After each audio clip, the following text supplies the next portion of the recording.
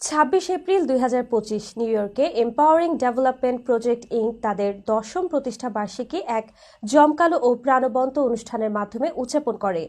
অনুষ্ঠানটি উপস্থাপনায় ছিলেন জনপ্রিয় উপস্থাপক শারমিন সোনিয়া, সার্বিক সহযোগিতায় ছিলেন পরিচালক আশিকুর রহমান আশিক।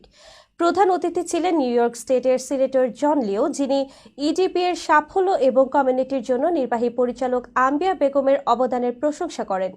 নিউ ইয়র্ক সিটির মেয়র অফিস ও স্টেট অ্যাসেম্বলি মেম্বার জেনিফার রাজকুমার ইডিপিকে পৃথক দুটি প্রোক্ল্যামেশন প্রদান করেন।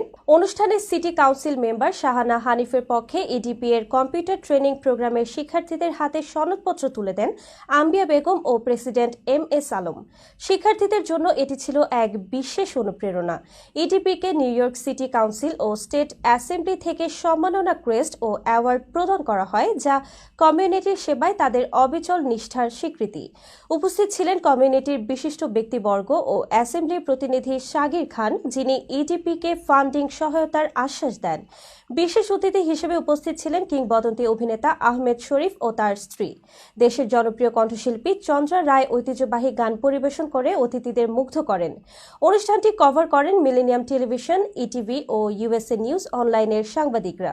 অনুষ্ঠান শেষে ইডিপি ভবিষ্যৎ সম্প্রসারণ পরিকল্পনার ঘোষণা দেয়।